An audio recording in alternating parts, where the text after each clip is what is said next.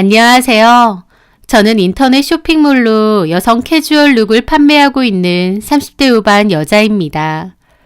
예전부터 옷이나 패션에는 관심이 많아서 막연히 쇼핑몰을 열고 싶다는 생각은 있었는데 말처럼 쉬운 일도 아니고 또 저는 컴퓨터도 아예 못 다루고 경력도 없고 이런저런 핑계를 대며 나중으로 미뤘어요.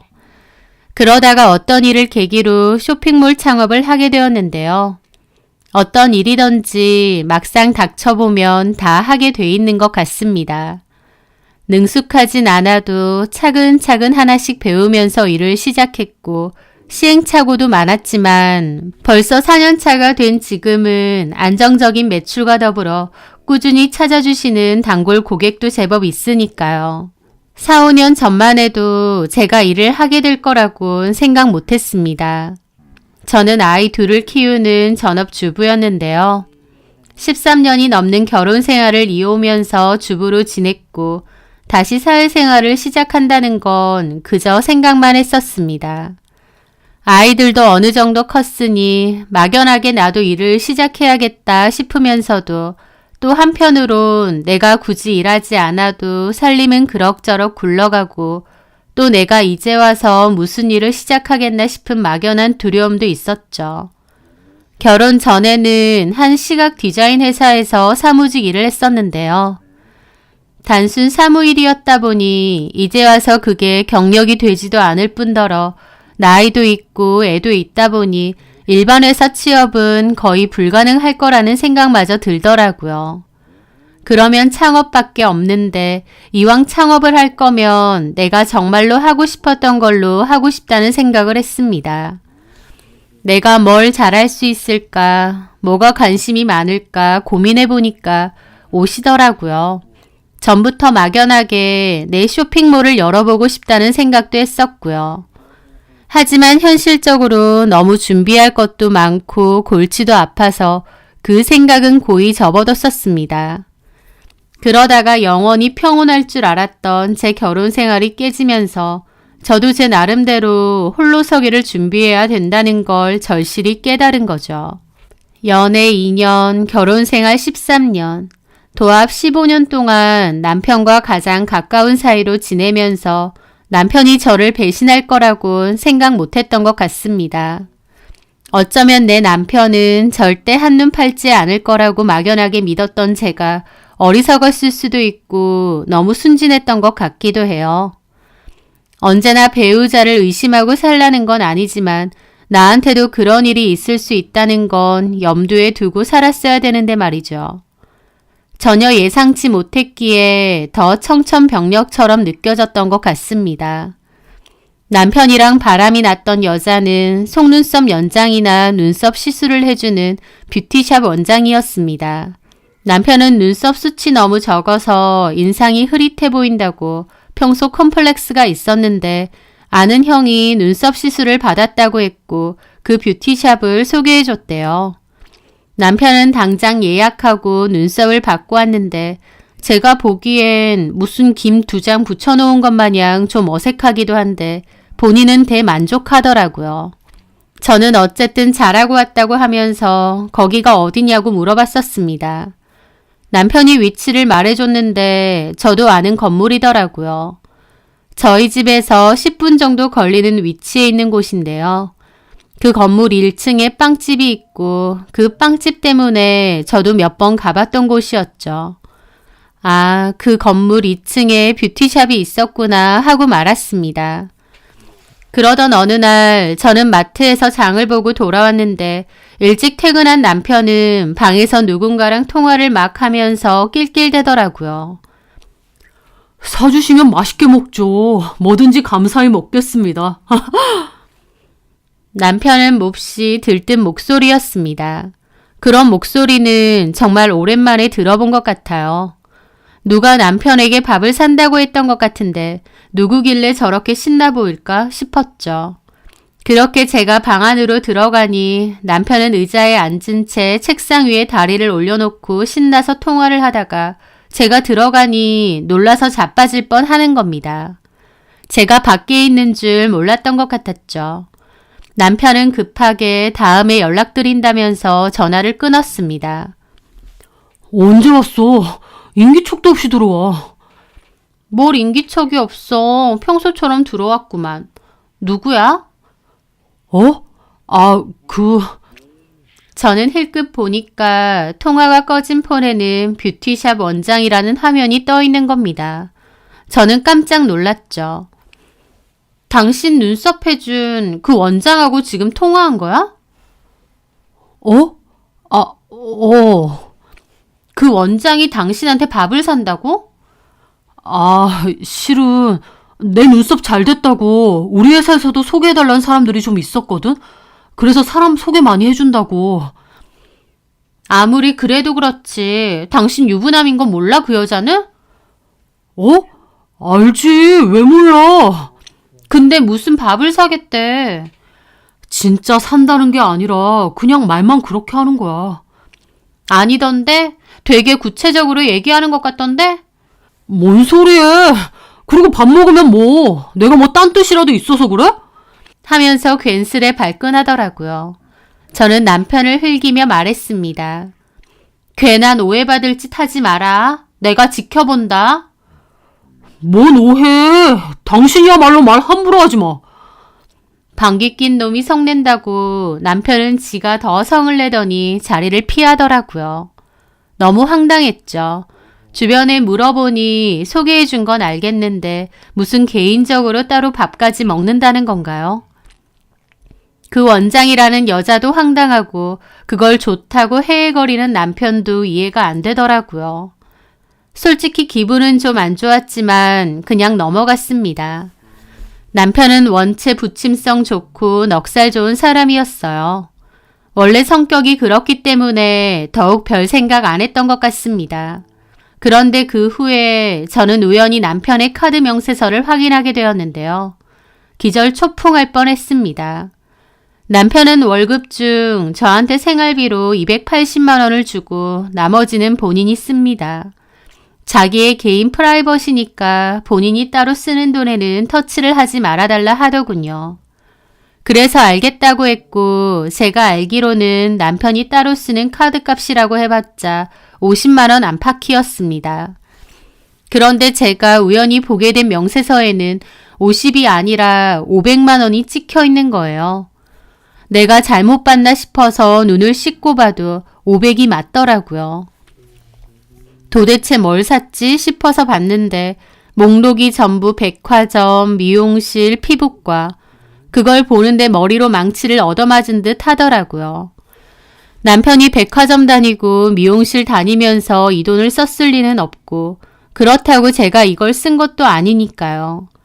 그럼 정답은 하나인데 어안이 벙벙하더라고요. 남편이 바람을 필 수 있고 또 내가 이혼을 할 수도 있다라는 생각을 평소에 아예 안 하고 살았기 때문에 남편의 외도의 흔적은 엄청 큰 충격으로 다가왔습니다. 남편에게 여자가 있다니, 그 여자에게 이런 돈을 펑펑 쓰다니, 남편이 미쳤구나, 제정신이 아니구나, 심장이 요동치고 머리가 아찔하더라고요. 이걸 어쩌나, 이 여자랑 얼마나 깊은 사이일까, 이혼을 해야 되나? 이혼하면 재산 분할은 얼마나 받을 수 있나? 위자료도 받을 수 있을까? 변호사는 어떻게 구해야 되나? 순식간에 정말 많은 생각들이 머리를 훑고 지나갔습니다. 가장 먼저는 남편에게 말해야 했습니다. 그날 밤 남편에게 그 명세서 보여주고 어디 해명해 보라고 했습니다. 남편은 이 명세서 어디서 났느냐고 화들짝 놀라더라고요. 폐지 버리는데 떡하니 버려놨더만. 그걸 뒤져? 장난쳐? 그걸 뒤지겠니? 폐지 버리려고 정리하다가 발견한 거지. 그리고 지금 그게 중요해? 똑바로 말 안 해? 어떤 년한테 눈이 뒤집혀서 이 돈을 쓴 거야. 당신 미쳤어? 아니야, 무슨. 그럼 이 돈을 어디다 쓰는데? 미용실이며 백화점이며 피부과. 미용실 한 번 가는데 32만 원? 나는 동네 미용실 가서 15,000원짜리 커트하는 게 단데 이 기집애는 뭔데? 당신은 뭐고? 미쳤어? 돌았냐고? 일단 흥분하지 말고. 당신 같으면 흥분 안 하겠어? 말하다 보니 너무 감정이 복받쳐 올라 엉엉 울기도 했습니다. 남편은 한숨만 푹푹 내쉬더라고요. 똑바로 말해. 내가 이거 들고 어머님 아버님 찾아가 볼까? 당신 회사 사람들한테 얘기해줘? 동네에 소문 내줘? 아, 왜 그러냐. 그러니까 똑바로 말해. 인연 누구야? 그 말에 남편은 사실대로 불었습니다. 그 눈썹 해줬던 원장하고 노란한 것이었어요. 저번에 밥을 사준에 만회했던 게 떠올라서 또 폭발을 했죠. 그년 완전 미친년이네. 유부남인 거 알고 이렇게 들이대고 아주 잘도 이용해 먹었네. 당신 호구야? 등신이야? 여보, 그년 연락처 뭐야? 동네 장사 문 닫게 해줘? 어디서 유부남인 거 뻔히 알면서. 저는 미치고 팔짝 뛸 것 같은 심정으로 생난리를 쳤습니다. 남편은 잘못했다고 다시는 안 만난다고 했죠. 저는 그 여자 연락처 내놓으라고 했는데 남편은 다시는 안 만날 테니 일 크게 만들지 말자는 겁니다. 그 와중에 그 여자 두둔하는가 싶어서 더 혈압이 올랐죠. 가르쳐주기 싫으면 관둬. 인터넷에만 쳐봐도 그 여자 가게번호하고 다 나와. 그 말에 남편은 한숨을 쉬며 알겠다고 알려준다고 하더라고요. 그러면서 여보, 내가 잘못했어. 나 그 여자랑 진짜 끝났어. 아무 사이 아니었고 내가 농락당한 것 같아. 나도 카드값 500 보고 정신이 확 들더라니까. 와, 내가 제대로 몰렸구나. 이 여자 완전 꾼이구나. 그걸 털려보고 정신 차려? 당장 가서 돈 내놓으라 그래. 여보, 나 끝났다니까. 돈 핑계로 다시 연락해서 돈을 내놔라 마라 하라고? 그럼 내가 할게. 아, 여보. 왜? 쪽팔리긴 싫은가 보지? 아직 똥인지 된장인지 구별 안 됐나 본데 나 당신하고 이혼할 수도 있어. 그거 원해? 아, 이혼이라니. 말도 안 돼. 어떻게 나한테 이럴 수가 있니? 세상에 믿을 놈 하나 없다더니. 저는 너무 화가 나서 남편을 등이며 가슴이며 마구잡이로 때렸습니다. 그런데도 분이 안 풀리고 눈물만 나더라고요. 가정에 충실하며 열심히 살아온 대가가 겨우 이거라니 참 암담하더라고요. 그 후 저는 그 여자에게 연락했습니다. 네, 원미뷰티입니다. 송원미 씨? 아, 네, 누구세요? 예약 전화하신 건가요? 예약 같은 소리 하네. 너 이진환 알지? 그 말에 그 여자는 대답이 없더라고요. 대답 안 해? 이진환 알지? 나 이진환 와이프인데. 이진환? 이진환이 누구지? 뭐라고? 아, 어쨌든 그런데요. 뭐 어쨌든 그런데요? 제 생각과 아예 다르게 나와서 너무 당황스럽더라고요. 저는 제가 이진환 와이프라고 하면 그 여자가 어쩔 줄 몰라 할 줄 알았습니다. 그런데 전혀 아니더라고요. 뭐 어쩌라고 라는 식으로 나오는데 오히려 당황스러운 건 저였죠. 용건이 뭔데요? 너 내 남편 유부남인 거 알고 노란하고 내 남편 카드로 돈도 엄청 쓰고 다녔더라. 미쳤니? 동네 장사 접게 해줘? 그 말에 그 여자가 그러더라고요. 참나. 아줌마가 내 장사를 어떻게 접게 할 건데. 뭐 소문이라도 내게요? 내세요. 그랬다간 나도 가만 안 있어. 명예훼손으로 고소해서 콩밥 먹여줄까? 라며 큰 소리 치는데 뒷목이 확 뭉치고 혈압이 상승하더라고요. 그러면서 동시에 드는 생각이 이 여자 한두 번이 아니구나 싶은 겁니다. 아무리 강심장이라도 지가 바람핀 남자의 와이프가 전화를 하면 당혹스러울 수밖에 없을 텐데 그 여자는 너무 태연하게 굴었거든요. 너 지금 하는 거 보니까 이런 짓 한 게 한두 번이 아니네. 아주 능숙하네. 뭐라는 거야. 할 말 없으면 끊겠습니다. 야, 뭐 이런 뻔뻔한 년이 다 있어. 아줌마 남편한테나 얘기해요. 왜 나한테 난린데? 뭐라고? 남편 잡을 용기는 없어서 나만 잡아? 이진아? 그 남자? 참나. 아줌마, 내가 진실을 알려줄까? 아줌마네 남편이 나한테 먼저 찝쩍거렸어. 예쁜 건 알아가지고. 내가 유부남인 거 알고 아줌마 남편한테 들이댄 게 아니고요. 아줌마 남편이 찝쩍거리더라고. 일 마치면 뭐 하냐, 집이 근처냐 이러면서. 뭐? 아줌마 남편이야말로 그런 식으로 여자들한테 껄떡거리는 거 한두 번이 아닌 것 같던데. 막말로 나한테만 이러는 건 좀 아니지. 잡고 싶거들랑 남편을 잡고 단속을 하고 싶으면 아줌마 남편이나 단속하세요. 그러는 너는 유부남이 껄떡댄다고 좋다고 넘어가니? 나 아줌마 남편이랑 뭐 어떤 짓 한 적 없어. 아줌마 남편이 돈 많은 척하면서 이거저거 사다 바치고 자기가 대신 돈 내주고 한 게 다지. 아줌마한테는 돈 한 푼 쓰는 거 아까워하지? 그래서 약 올라서 이렇게 난리치는 거지. 라면서 약을 막 올리는데 뭐 이런 악마 같은 년이 다 있나 싶더라고요. 일반적인 상식으론 이해가 안 되는 인간이었습니다. 게다가 저도 너무 기가 막히니까 말문까지 막히는 겁니다. 미안하다, 죄송하다, 다시는 이러지 않겠다는 고사하고 저 무시하고 빈정대고 깐죽거리는데 정신이 어질어질 하더라고요. 너무 일반적이지 않은 일을 당하게 되면 사고의 로가 정지되는 것처럼 그때의 제가 딱 그랬습니다. 저한테 미안하다고 해도 모자라려니 오히려 저를 깔아뭉개면서 빈정거리는데 목구멍에 말들이 꽉 막혀 어버버하게 되더라고요. 이런 일로 전화하지 마세요. 그리고 뭐? 내 가게 그만하게 한다고? 참나, 진짜 웃겨. 마음대로 하셔요. 나 이거 어차피 오래 할 생각도 없어요. 그렇다고 이상한 소문 퍼뜨리고 맘카페 같은 데다 내욕 올리고 그러면 안 된다. 내가 고소 먹일 거거든.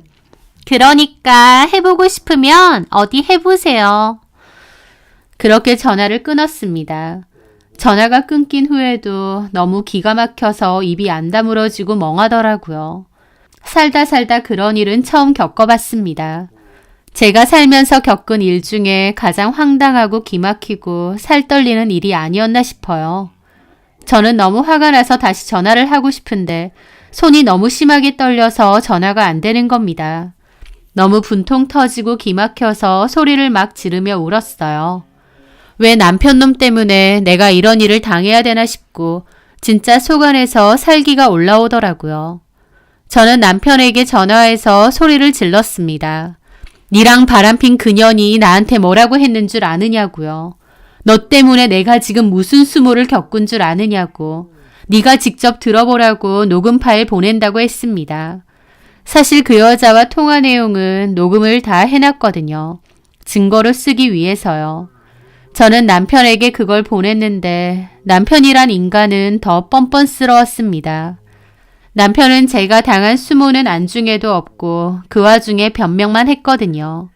이 여자가 말한 것처럼 몇 번 만나긴 했어도 성적인 접촉이 있었던 건 아니랍니다. 남편이 저 여자에게 마음이 있어서 고가의 선물을 주고 카드도 대신 긁어준 건 맞는데 어떤 육체적인 관계는 전혀 오간 게 없다고 박박 우기는 겁니다.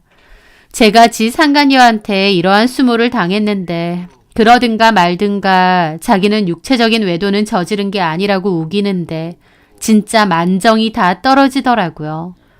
와이프가 이런 일을 겪었으면 정말 미안하다. 내가 죽일 놈이다. 나 때문에 당신이 이런 일을 당했다며 싹싹 빌어도 모자랄 텐데 그 와중에 육체적인 관계는 없었다고 우기는 꼴이라니. 저는 오히려 남편의 외도를 처음 알았을 때보다 그 순간 더 이혼을 떠올렸던 것 같습니다. 이런 인간하고 내가 계속 사는 게 맞나 싶고요. 그 후 저는 그 녹음 파일로 변호사 사무실을 찾아갔고 바로 상간소송을 진행한다고 했어요. 변호사는 이혼 소송도 함께 진행할 거냐고 묻던데 일단은 상간소송만 먼저 진행해달라고 했습니다. 마음은 정말 이혼이 굴뚝 같은데 솔직히 현실이 좀 무서워서 그때까지도 갈팡질팡 했거든요. 이혼하고 당장 애 둘을 데리고 내가 어떻게 살 수 있을까? 경제력도 아예 없고 그렇다고 친정 부모님이 이혼한 저를 지원해 주실 것 같지도 않고요. 열받고 자존심 상하는 건 둘째치고 현실은 좀 겁이 났습니다. 남편을 용서하는 건 전혀 아니었지만 덜컥 혼자서 애들을 데리고 살아야 된다는 게 난감하더라고요. 막말로 애들이 없으면 혼자서 어떻게든 살 수도 있을 테죠. 저 한 몸 건사 못하겠나요? 하지만 그렇다고 애들을 포기하고 싶진 않았습니다. 애들은 죽으나 사나 제가 데리고 가고 싶었죠. 하지만 그러려면 돈이 있어야 애들도 키우는데 내가 직업이 있는 것도 아니고 돈이 있는 것도 아니고 환장하겠더라고요. 그제서야 뭐라도 시작해 놨어야 되는데 그제서야 의미 없는 후회도 되고요. 그래서 일단은 저에게도 시간이 좀 필요했기에 이혼 소송은 보류하고 상간 소송만 먼저 진행했습니다. 남편에게 그 사실을 통보했고 죄 지은 게 있다 보니 남편도 가만히 있더라고요. 그리고 저는 남편 꼴 보기 싫어서 당분간 시댁에서 지내라고 했습니다. 그러던 와중에 저희 동생이 저희 부부의 소식을 듣고 집에 찾아오게 되었어요. 누나, 엄마한테 들었어. 매형이랑 이혼할 수도 있다고. 매형은 아예 본가 가서 지낸다며? 그렇게 됐어. 매형이 바람 폈다는데 그게 사실이야? 아니, 어떻게 매형 그럴 사람은 아니잖아. 누나가 뭐 잘못한 건 아니고? 야, 내가 증거도 없이 이러겠니? 네가 직접 들어봐라. 저는 그 여자와의 통화 녹음을 동생에게 들려주었습니다. 그런데 통화를 들은 남동생이 화가 머리 끝까지 난 겁니다. 어쩌면 당사자인 저보다도 더 화가 났더라고요. 이거 완전 미친년이네. 야, 됐어. 상간소송 걸어놨어. 유부남이랑 바람핀 주제에 사람 살살 약 올리고 2년이고 가만히 있으면 안 돼. 그 빵집 있는 건물 2층이라고 했지? 하면서 당장이라도 가려는 겁니다. 저는 시겁해서 동생을 잡았죠. 야, 뭐 하는 거야? 어딜 가? 이걸 그냥 놔둬? 하면서 동생이 저를 뿌리치고 뛰쳐나가는 겁니다. 저는 기함에서 황급히 동생을 쫓아나가려 했죠.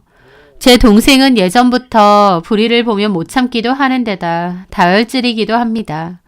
길거리에서 담배 피는 고등학생들과 싸우기도 하고 상습적으로 집 앞에 불법 주차하는 사람과 멱살잡이도 해서 경찰서도 간 적이 있을 정도였죠. 저랑 부모님이 항상 좀 참아라 하는데도 동생은 화가 머리 끝까지 나서 달려나가는 겁니다. 저도 뒤늦게 아차 싶었죠. 남동생이 그렇게 화를 낼 줄은 몰랐거든요. 저는 잠깐만 기다리라며 쫓아나갔는데 이미 남동생은 차를 타고 출발했더라고요. 어머, 제가 미쳤나봐. 어쩌려고. 저는 시겁해서 급하게 집으로 다시 뛰어올라가 차키 챙겨 들고 내려왔습니다.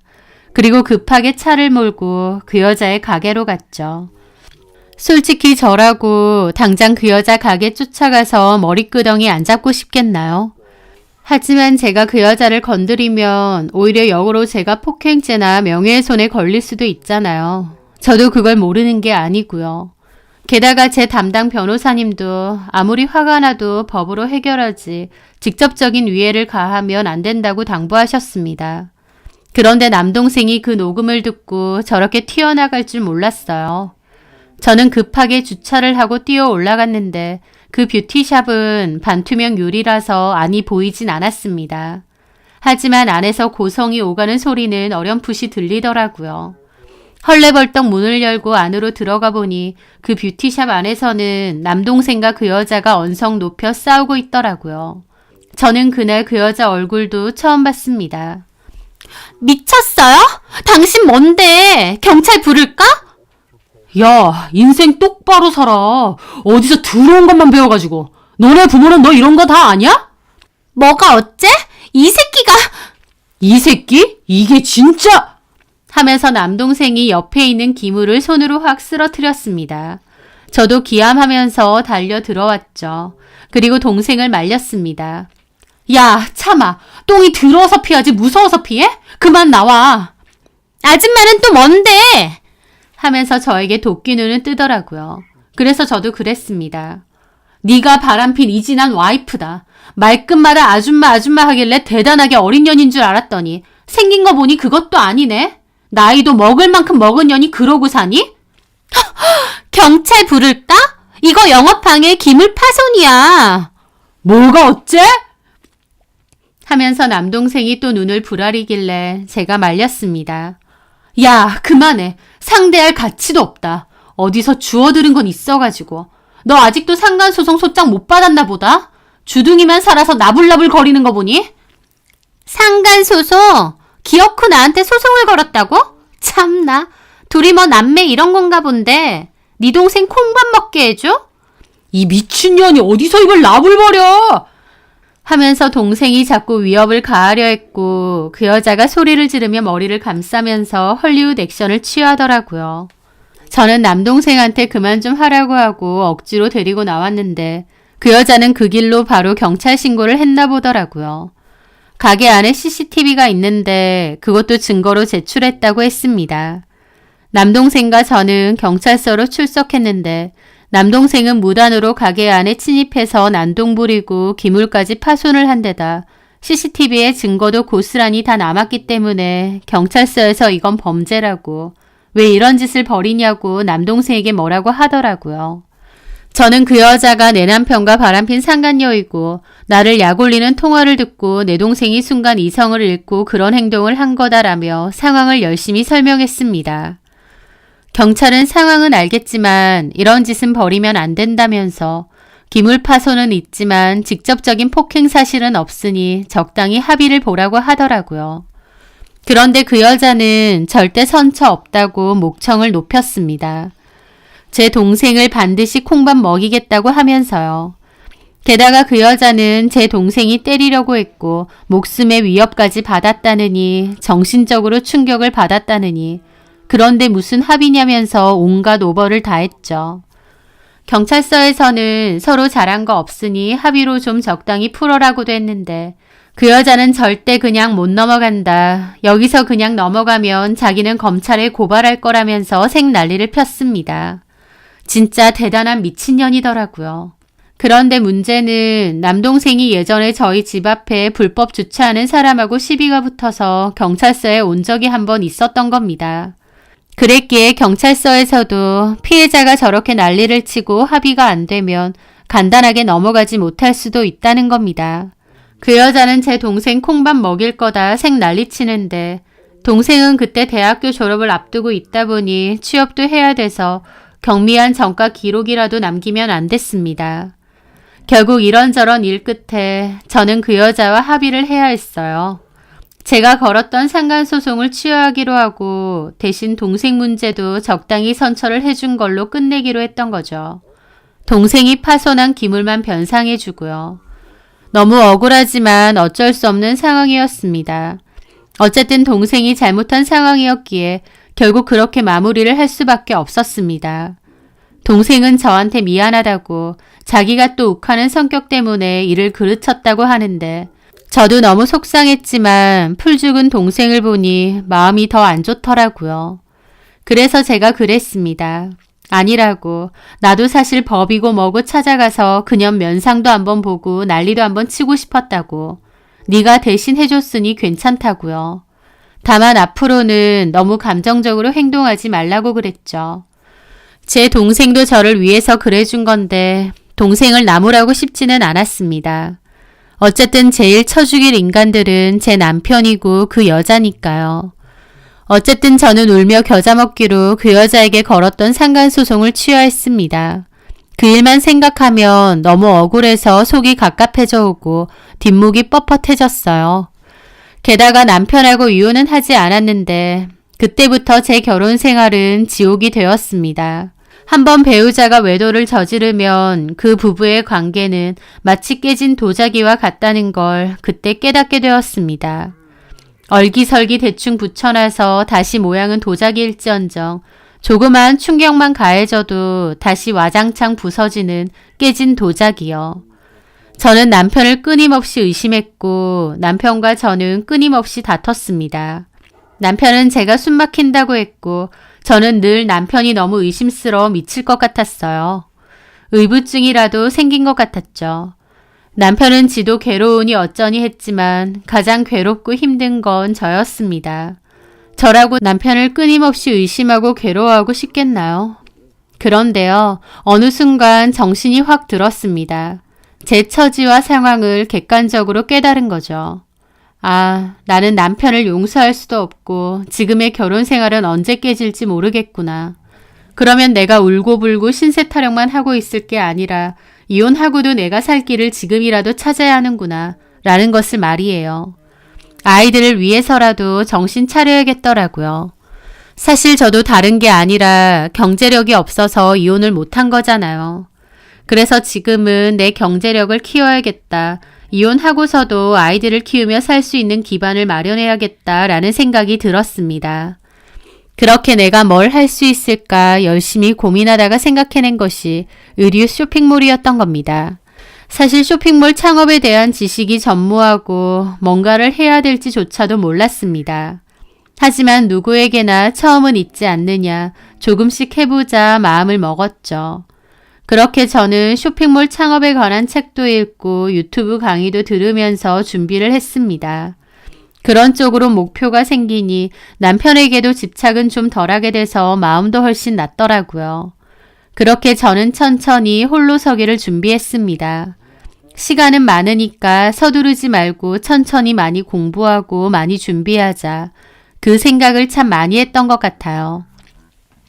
그런데요, 제 생각보다 좀 더 홀로 서기를 빨리 해야 되는 일이 생겼습니다. 왜냐면 저는 애써 잊고 지내려던 그 악마 같은 여자를 다시 마주해야 하는 일이 있었거든요. 남편에 대한 의심병이 생겨서 한 번씩 남편의 폰을 뒤져보았는데요. 보통은 별게 없었거든요. 저도 쇼핑몰 준비 때문에 바빠서 남편 폰 확인하고 그런 짓도 좀 덜 했는데 그맘때 남편에게서 또 이상한 낌새가 느껴지더라고요. 저는 오랜만에 남편 폰을 몰래 확인했는데 그 자리에서 얼어붙고 말았습니다. 남편이 그 여자랑 또다시 연락을 주고 받은 겁니다. 그 여자가 먼저 뭐 물어본답시고 남편에게 연락을 했더라고요.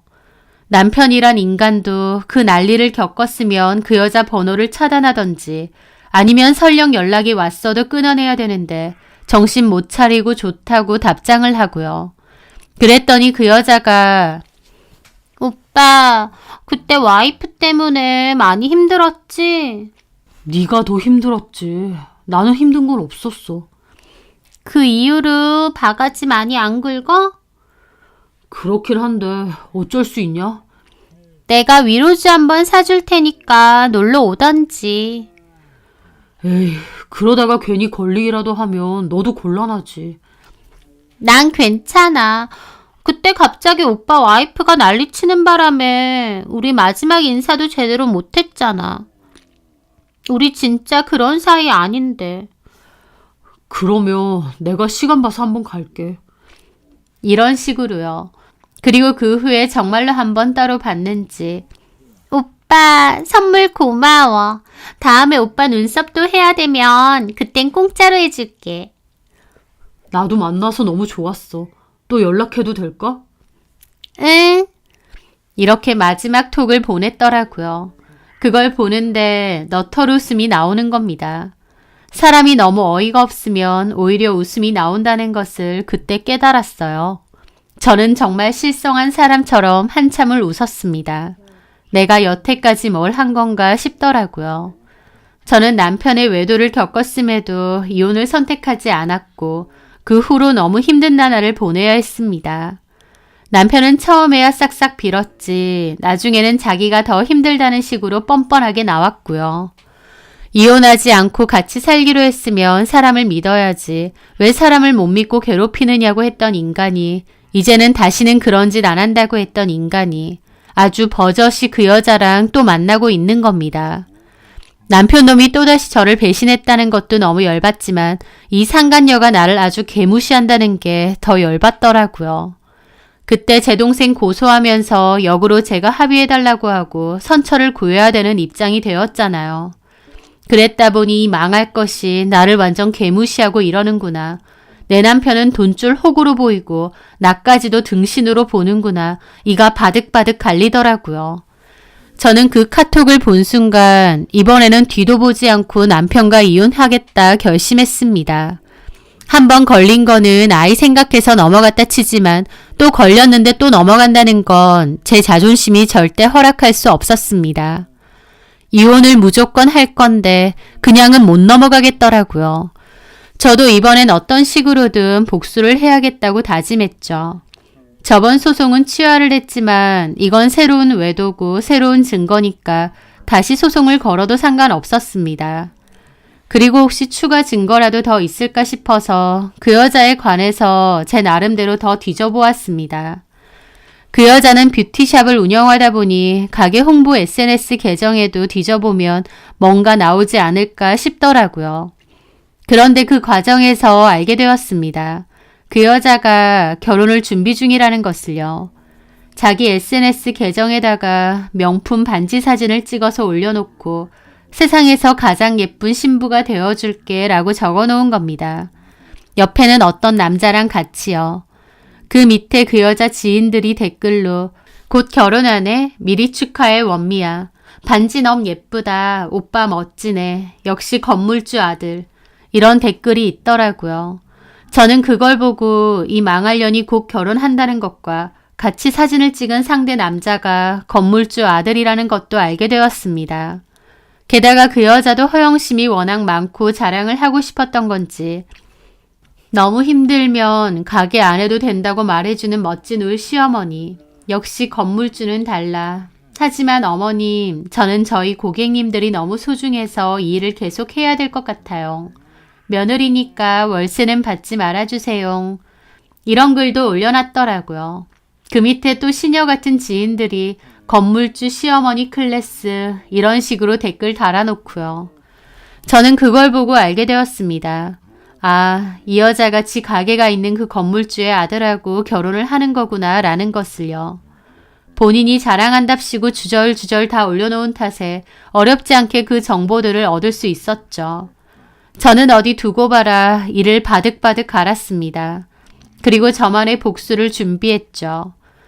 그렇게 2주 정도의 시간이 지났던 어느 날 상간녀에게 전화가 왔어요. 아, 이제 내가 보낸 소장 받았나 보네 싶더라고요. 저는 여유롭게 전화를 받았는데 상간녀는 완전 흥분해서 따지더라고요. 네. 아줌마 미쳤어요? 상간소송을 또 보내? 내가 아줌마 남편이랑 뭘 했는데 왜 나한테 난린대? 아줌마 이 정도면 정신병 아니야? 라는데 꾀꾀거리는 게 웃기더라고요. 아휴, 기차 화통을 살며 먹었나. 송원미 씨, 흥분 가라앉히고 천천히 말해요. 너무 떽떽거리니까 잘 못 알아듣겠네. 곧 신부 될 사람인데 우아하게 말 좀 해요. 그 말에 상간녀는 잠깐 말이 없더라고요. 제가 지 결혼한다는 사실을 아니까 당황한 듯 했죠. 아줌마 뭐야? 스토커야? 내가 결혼하는 건 어떻게 아는데? 뒷조사했어? 아줌마 그거 범죄야. 멍청한 건 답도 없다더니 네가 네 SNS에 결혼한다고 그렇게 자랑질을 해놓고 뒷조사? 네가 올린 것도 기억 못하니? 아줌마 남의 SNS를 왜 염탐하는데? 보라고 올린 거 아니야? 네 개인 SNS도 아니고 네가 운영하는 그 눈썹 가게 SNS 아니야. 내가 내 손가락으로 SNS도 못 들어가니? 그럼 애초에 그런 걸 올리지 말든가. 됐고, 상간소송? 아줌마 미쳤어요? 내가 아줌마 남편이랑 뭘 했는데 상간소송이야. 아줌마 상간소송 거는 게 취미야? 그러는 너는 결혼도 한다는 애가 유부남이랑 놀아나는 게 취미야? 오빠 거리면서 이번엔 못 뜯어내려고. 내가 아줌마 남편이랑 뭘 했는데 아줌마 증거 있어? 무고죄로 콩밥 먹여줘? 콩밥 같은 소리 하네. 너야말로 옛날 같았으면 간통으로 콩밥 먹어 이년아. 제가 여유있게 받아치니 상간녀가 부들부들 대는 소리가 여기까지 들리더라고요. 야! 왜? 그 여자는 씩씩거리더라고요. 저는 뭔가 믿는 구석이 있어서인지 상간녀의 말에 타격감이 하나도 없고 오히려 여유만만이었습니다. 아줌마, 아니 사모님, 뭔가 오해가 있으셨어요. 저는 사모님 남편하고 그런 적이 없습니다. 물어보세요, 남편분한테. 지랄을 해라. 내 남편한테 너 그년이랑 바람 폈니? 하면 잘도 내 남편이 예 폈습니다 하겠다. 증거 없잖아요. 소장 보니까 끽해야 사모님 남편하고 나하고 카톡 좀 한 거 그게 증거인 것 같은데 그거 증거 안 돼요. 변호사가 그런 얘기 안 해줘요? 너 참 법에 대해서 잘 안다. 이런 일 많이 겪어봤나 봐. 유부남 킬러인가? 야이씨. 그래. 내가 잘한다. 너 이걸로 절대 승소 안 돼. 무고죄로 내가 너 욕고소할 거야. 그러시던지. 그럼 끊을게. 잠깐만요. 잠깐만. 저희 얘기 좀 해요. 네? 상간녀는 저한테 반말했다가 존댓말했다가 아줌말했다가 사모님이랬다가 오락가락 아주 난리부르스를 치더라고요. 그것만 봐도 얼마나 똥줄이 타는지 알겠더군요. 그렇겠죠. 이제는 돈 많은 건물주 아들하고 결혼을 앞두고 있는데 상간소송이 터지면 그 결혼을 할 수나 있겠나요? 그년이 어쩔 줄 몰라 하는 꼴이 제 입장에선 너무 웃긴 겁니다. 아니 사모님, 저기 일단은 만나서 얘기해요. 내가 왜? 부탁할게요. 그냥 하는 말 아니고 그 정도로 증거 절대 안 돼요. 괜한 짓이라니까요. 증거 되든 안 되든 어디 한번 해볼게. 충고 고맙다. 일단은 만나서 얘기를 해요. 합의라는 것도 있고. 그 상간녀는 꾹 참으면서 저한테 자꾸 만나자고 하더라고요. 저는 그 꼬라지가 너무 웃겨서 약을 더 올려줄까 하다가 그랬습니다. 그래, 만나자. 그렇게 만나고 싶다면 만나줄게. 너네 건물 1층에 빵집, 거기 커피 마시는 테이블도 있던데. 거기 어때? 아니, 거긴 안 되고요. 옆 건물에 개별룸으로 나뉘어져 있는 카페 하나 있거든요. 거기서 보면 어떨까요? 그래, 그러던지 그럼. 그 와중에 쪽팔린지 개별 룸으로 되어 있는 카페에서 보자고 하더군요. 그렇게 저는 상간녀와 약속을 잡았습니다. 그때 나 모욕 주면서 내 동생 빌미로 상간소송 취하라던 그 여자. 이번에는 어쩌는지 어디 두고 보자 싶었죠. 그렇게 저와 그 여자는 그 카페에서 만났습니다.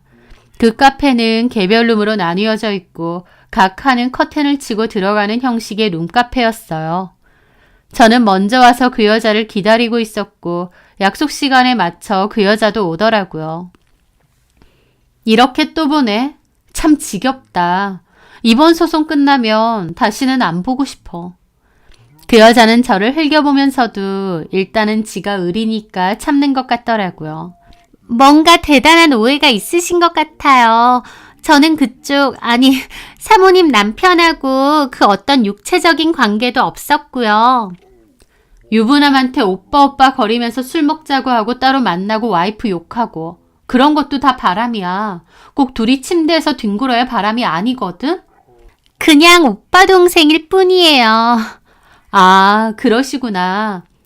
그래, 그렇게 법원에서 말하면 되겠네. 그럼 난 이만. 잠깐만요.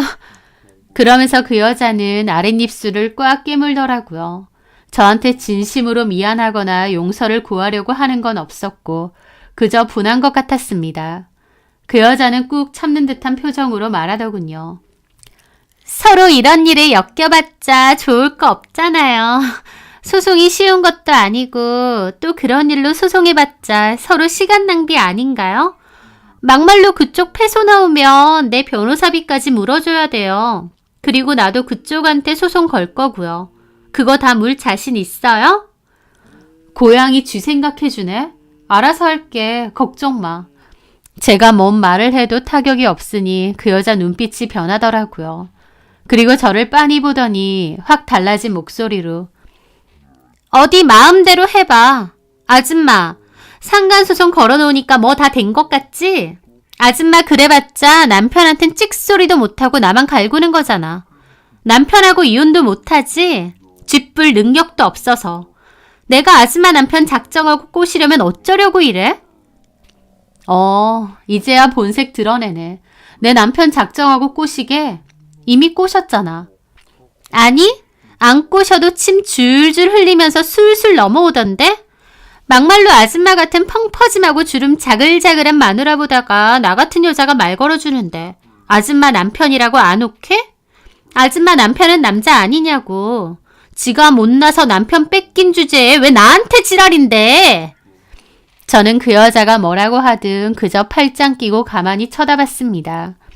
아줌마, 이혼 당하기 싫으면 소송 취하하고 짜져 있어. 이혼 당하고 뒤늦게 질질 짜고 후회하네 어쩌네 하기 싫으면 그러더라고요.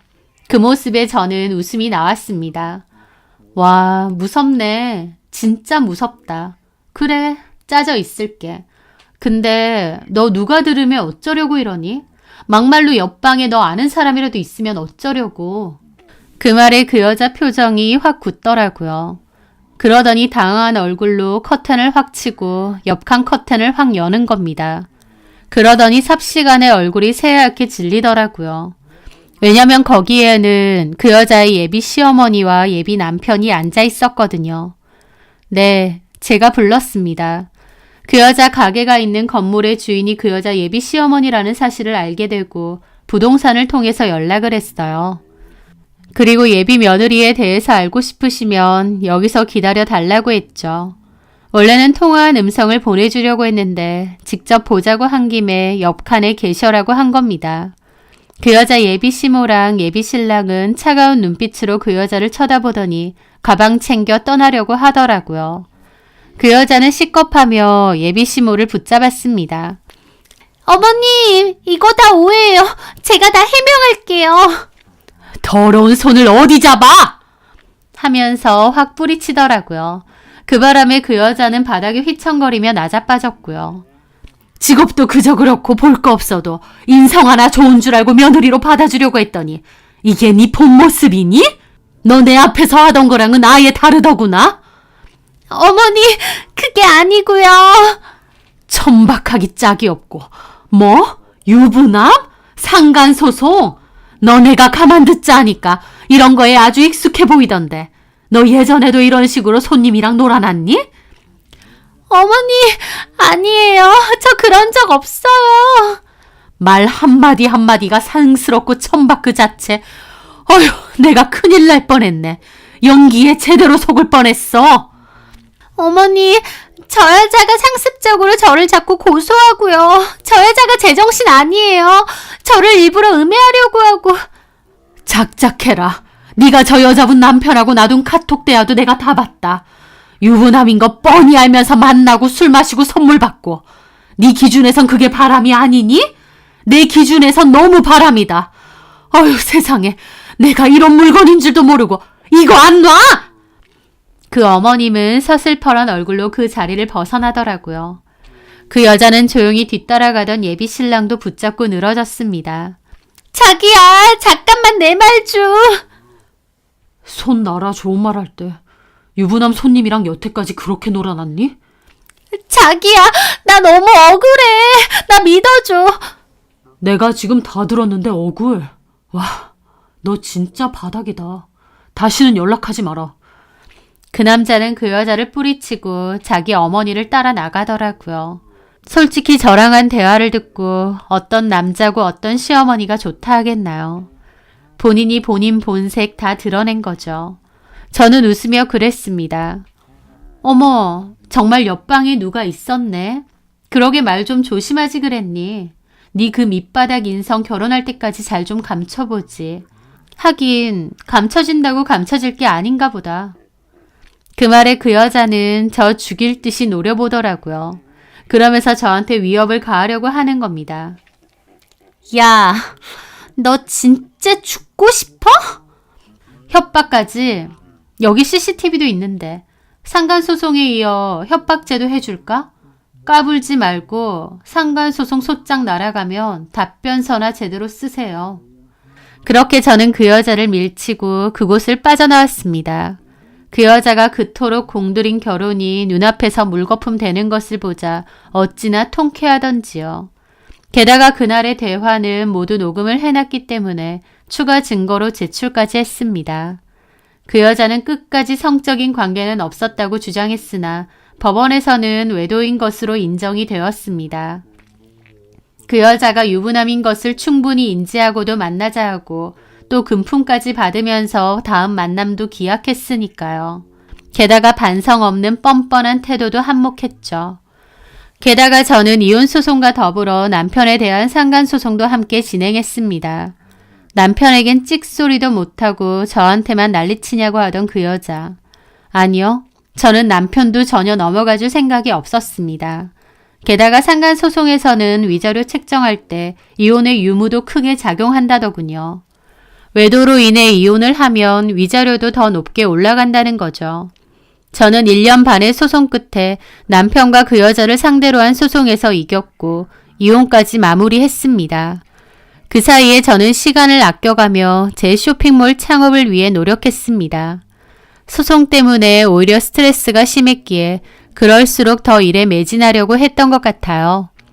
그렇게 저는 소송하는 도중에 제 쇼핑몰을 열어 운영을 시작했고 자리 잡기 위해 부단히 노력도 많이 했습니다. 다행히 조금씩 판매가 되면서 이혼 후에는 안정적인 매출도 나오기 시작했죠. 지금은 쇼핑몰 운영한 지도 벌써 4년이 다 되어가고 이제는 소중한 제 밥줄이 되어서 저와 저희 아이들을 책임져 주고 있습니다.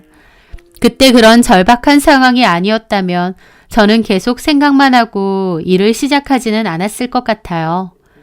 현실에 좀 떠밀린 시작이긴 해도 오히려 절박했기에 더 열심히 했던 것 같기도 합니다. 자리 잡기까지 그때 당시에는 잠도 잘 못 자고 힘들고 마음고생도 많이 했어도 지나고 보니 참 소중하고 감사한 시간들이었던 것 같고요. 저는 보기 좋게 건방진 상간녀와 의리도 예의도 없는 남편놈에게 한 방을 먹이고 이혼을 했습니다. 상간녀는 당연히 결혼 물거품 되고 또 카페에서 난리친 바람에 동네에 소문까지 났어요. 또 그 예비 시모가 건물주로 있는 그 가게에서 지가 얼마나 더 버텼겠나요. 가게는 결국 접고 나간 것 같더라고요.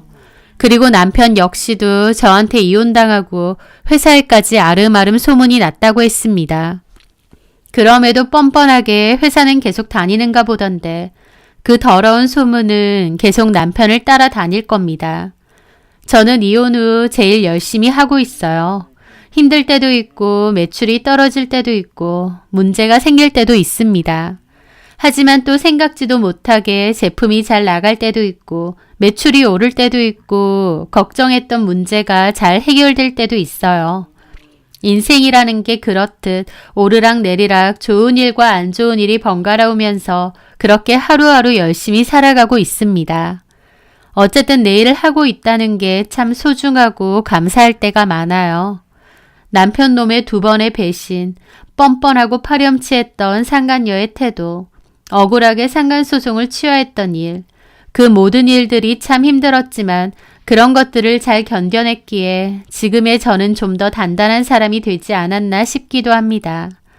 지난 날을 계속 생각하기보다 앞날을 잘 그리면서 지금처럼 열심히 살아가려 해요. 제 사연 들어주셔서 감사합니다.